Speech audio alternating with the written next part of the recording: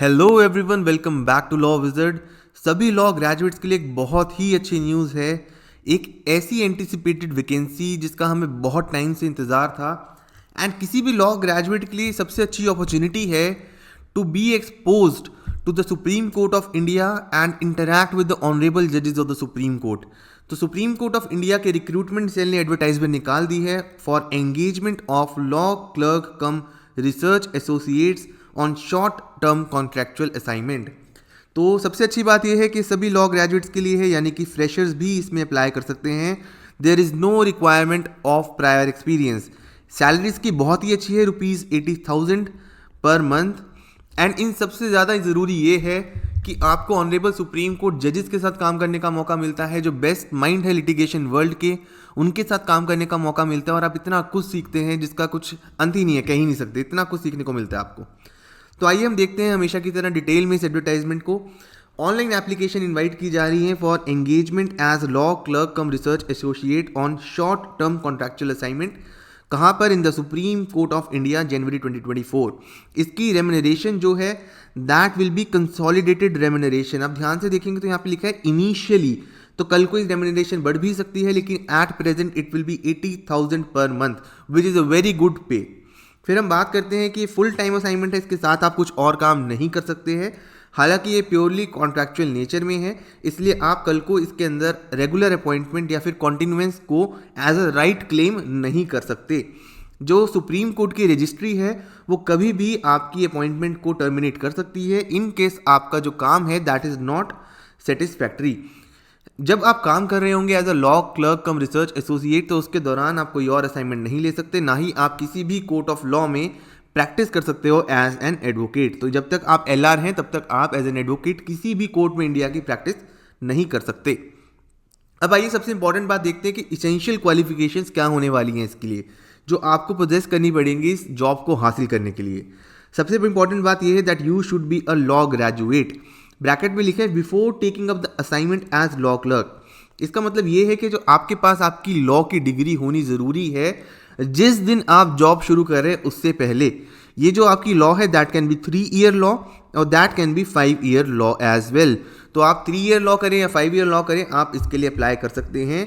And that bachelor degree in law including integrated degree course in law can be from any school, college, university or institution that is established by law in India and recognized by the Bar Council of India। Important बात यह है कि जो आपका institute है या university है या फिर कॉलेज है या स्कूल है that should be recognised by the bar council of India.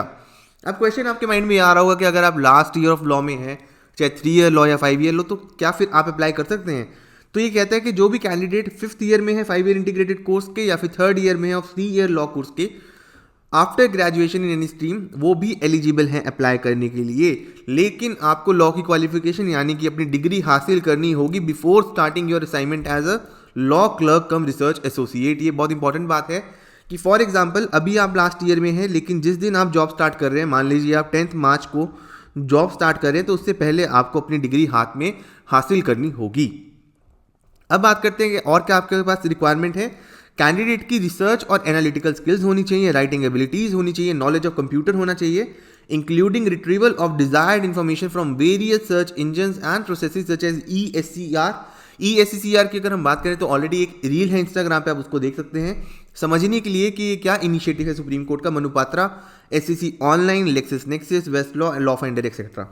तो ये चीज़ इंपॉर्टेंट है। तो इन इसेंशियल क्वालिफिकेशंस को देखकर हमें पता चलता है कि there is no requirement of any past experience, यानी कि अगर आप फ्रेशर हैं, बिल्कुल फ्रेशर हैं, तब भी आप इसके लिए अप्लाई कर सकते हैं। अब हमने देख लिया इसेंशियल एजुकेशनल क्वालिफिकेशंस को, हम देखते हैं एज लिमिट को। तो एज लिमिट की अगर हम बात करें तो आपकी एज 20 साल से ज़्यादा और 32 ईयर से कम होनी चाहिए। 20 साल से ज़्यादा, 32 ईयर से कम, लेकिन कब? ऑन 7 फरवरी 2025। जो 7 फरवरी 2025 से पहले आपकी एज जो है 7 फरवरी 2025 को आपकी एज जो है वो 20 साल से ज़्यादा और 32 से कम होनी चाहिए, तभी आप इसके लिए अप्लाई कर सकते हैं। अब हम बात करते हैं कि मेथड क्या होने वाला है सिलेक्ट होने का। तो इसके लिए आपको एक एग्जामिनेशन देना होगा, उस एग्जामिनेशन के बाद आपका इंटरव्यू होगा। तो सबसे पहले आपने एक एग्जामिनेशन देना है एंड उसके बाद that will be followed by interview.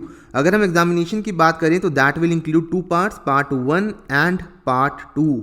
तो इंपॉर्टेंट बात यह है कि पार्ट 1 पार्ट 2 होने वाला है एग्जामिनेशन का। जो पार्ट 1 है that will be purely MCQ based and जो पार्ट 2 है that will be written test. तो ये आपके दो पार्ट्स होंगे। ये डिटेल जो है इसकी दी रखी है, scheme of engaging law clerk cum research associate on short term contractual assignment in the supreme court of India January 24। इसका लिंक भी मैं डाल रहा हूं in the description box along with the advertisement and the application link, ताकि आपको help हो सके इस एग्जाम को समझने के लिए कि इसकी रिक्वायरमेंट क्या है।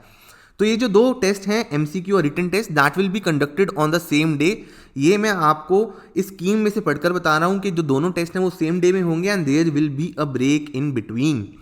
ठीक है, तो एक अलग से वीडियो भी बनाऊंगा मैं इसके ऊपर डिटेल में, उसके अंदर हम सिलेबस को डिस्कस करेंगे और आपको क्या पढ़ना है इस बारे में भी बात करेंगे एंड प्रीवियस ईयर क्वेश्चंस को भी देखेंगे। बट अगर हम बात करें तो आपका एक टेस्ट होने वाला है, उसके दो पार्ट्स होंगे। एक MCQ टेस्ट होगा followed by a subjective written test and ultimately on the basis of the merit list interview conduct कराए जाएंगे। अब बात करते हैं कि आप टेस्ट कहां दे सकते हो। तो देयर विल बी 23 सेंटर्स जिनको बढ़ाया भी जा सकता है by the honourable the chief justice और the committee of the honourable जजेस ऑन लॉ क्लर्क। तो अभी जो फिलहाल सेंटर्स तय किए गए हैं वो अहमदाबाद, अंबाला, बेंगलुरु, भोपाल, भुवनेश्वर, चेन्नई, देहरादून, दिल्ली, गुवाहाटी, हैदराबाद, इम्फाल, जोधपुर, कोलकाता, लखनऊ, मुंबई, नागपुर, पटना, पुणे, रायपुर, रांची, श्रीनगर, तिरुवनंतपुरम एंड विशाखापट्टनम। फिर हम बात करते हैं कि एग्जामिनेशन होगा कब। एग्जामिनेशन की जो डेट है that is very important, 9th of March 2025 and on the same day both part 1 and part 2 examination यानी कि दोनों पार्ट्स MCQ पार्ट भी और रिटन पार्ट भी विद द ब्रेक दोनों एक ही दिन कंडक्ट कराया जाएगा। जो एग्जाम है उसके अगले दिन ही 12 बजे यानी कि 10 मार्च 2025 को आंसर की अपलोड कर दी जाएगी जो मॉडल आंसर की होगी and it will be available till 11th of March 2025 till 11:59 PM and उसके दौरान आप क्या कर सकते हैं, ऑनलाइन ऑब्जेक्शन फाइल कर सकते हैं पर only pertaining to part 1 multiple choice based question. और उसके लिए आपको चार्जेस पे करने पड़ेंगे 100 रुपीज़ पर क्वेश्चन, तभी आप अपने ऑब्जेक्शन फाइल कर सकते हैं। लेकिन अगर आपका ऑब्जेक्शन ठीक निकलता है, आपका ऑब्जेक्शन जेन्युइन निकलता है, तो उस केस के अंदर आपके जो चार्जेस आप पे करेंगे that will be refunded back to you.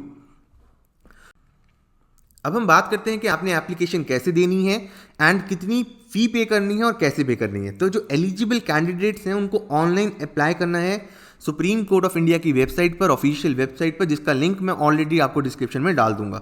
जो एप्लीकेशन प्रोसेस है वो स्टार्ट होगा 14 जनवरी 2025 से एंड मैं same day 14th of January 2025 को एक पूरी वीडियो बनाकर डालूंगा कि किस तरीके से आपने इसमें अप्लाई करना है, कहाँ पर क्या चीज़ भरनी है। आपको अपने एग्जाम देने के लिए 500 रुपये की फ़ी भी भरनी होगी, that is to be paid through online mode only, यानी कि जो आप फी है 500 रुपये की केवल ऑनलाइन तरीके से ही दे सकते हैं, किसी और फिजिकल फॉर्म में आप फी को पे नहीं कर सकते। इंपॉर्टेंट बात यह है कि जो फॉर्म्स हैं that are only online and no postal application shall be accepted, यानी कि आप किसी भी तरीके से बाय पोस्ट अगर भेजते हैं अपने फॉर्म को तो उसको एक्सेप्ट नहीं किया जाएगा। और जो फी है that is payable online through payment gateway provided by UCO bank. अब बात करते हैं कि लास्ट डेट क्या है इसकी। लास्ट डेट इसकी है 7th of February 2025, ये बहुत इंपॉर्टेंट है। 14th जनवरी 2025 से लेके 7th February 2025 तक आप इसके लिए अप्लाई कर सकते हैं। अब हम देखते हैं कि जो आप रिटन टेस्ट में एप्लीकेशन फॉर्म भरेंगे उसके बेसिस पे आपको लिया जाएगा और आपको इंश्योर करना है कि आप सारे एलिजिबिलिटी कंडीशंस फुलफिल करते हैं, अदरवाइज आपको बाद में मना किया जा सकता है। Issuance of admit card for the examination will not confer any right to selection. सिर्फ एडमिट कार्ड इशू करने से आपको कोई जॉब का राइट नहीं मिलेगा। आपको अपनी स्कैंड कॉपी डालनी है रीसेंट फोटोग्राफ की, सिग्नेचर की। उसके अलावा आपको रिक्वायर्ड डाटा जो है एप्लीकेशन में वो ध्यान से भरना है और ऑनलाइन फ़ी पे करनी है 500 रुपये की, जैसा हमने अभी ऑलरेडी डिस्कस किया। ऑन सबमिटिंग एप्लीकेशन ऑनलाइन जो कैंडिडेट है उसको एक प्रीव्यू मिलेगा एप्लीकेशन का विद एप्लीकेशन नंबर, उसको आपने सेव करना है और उसका प्रिंट आउट भी रखना है। जो आपका एप्लीकेशन नंबर है that will be very crucial, आपने उसको संभाल के रखना है for generation of admit card, call letter for any other information regarding written test and interview. अगर कोई पर्सन एक से ज़्यादा एप्लीकेशन फॉर्म भरता है तो उसकी जो लास्ट एडमिटेड या सबमिटेड एप्लीकेशन है सिर्फ उसी को एंटरटेन किया जाएगा। और अगर एक बार आप फी पे करते हैं that will not be refunded in any circumstances. Application जो कंप्लाई नहीं करती इंस्ट्रक्शंस को उनको रिजेक्ट कर दिया जाएगा। जितने भी राइट्स हैं रिगार्डिंग द कॉन्ट्रैक्चुअल एंगेजमेंट वो रिजर्व्ड हैं with the competent authority of the supreme court of India. जो फाइनल एंगेजमेंट है वो तभी होगी जब आपकी वेरिफिकेशन हो जाएगी कि एकेडमिक सर्टिफिकेट्स के, एलिजिबिलिटी कंडीशंस के और बाकी सारी फॉर्मेलिटीज़ के भी। अल्टीमेटली जो रजिस्ट्री है उसके पास राइट है रिजर्व करने का, कैंसिल करने का, रिस्ट्रिक्ट करने का, एनलार्ज करने का, मॉडिफाई करने का, ऑल्टर करने का सिलेक्शन प्रोसेस। और अगर कोई डिस्प्यूट होता है तो लीगल जुरिस्डिक्शन इसकी दिल्ली होने वाली है। साथ में इंपॉर्टेंट बात यह है कि आपको ऑड आवर्स पर भी काम करना पड़ सकता है, हॉलीडेज पर भी काम करना पड़ सकता है, क्योंकि हमें पता है जो ऑनरेबल सुप्रीम कोर्ट जजेस हैं या honourable supreme court as a whole की भी बात करें तो उनका वर्कलोड बहुत हाई है, तो आपको उनको असिस्ट करना है। तो आपको इस चीज़ के लिए प्रिपेयर्ड होना पड़ेगा कि आपको बहुत सारा काम इसमें करना पड़ेगा। कोई भी ट्रांसपोर्ट अलाउंस या डीएनएस अलाउंस आपको पे नहीं किया जाएगा for appearing in the written test. तो ये डिटेल है पूरी एडवर्टाइजमेंट की। बहुत ही अच्छी अपॉर्चुनिटी है, आप ऑनरेबल सुप्रीम कोर्ट के जजेस के साथ काम कर सकते हैं, आप फ्रेशर हैं तब भी इसमें अप्लाई कर सकते हैं, आपकी सैलरी बहुत अच्छी होने वाली है 80,000 पर मंथ। एंड जो आप इसमें सीखेंगे वैसी लॉ आप पूरे इंडिया में कहीं और काम कर कर सीख नहीं सकते। तो जल्दी से जल्दी अप्लाई करिए, और अगर आपको कोई भी डाउट है तो आप कमेंट सेक्शन में पूछिए। एंड ऐसी और जानकारी के लिए जुड़े रहिए लॉ विजिट से।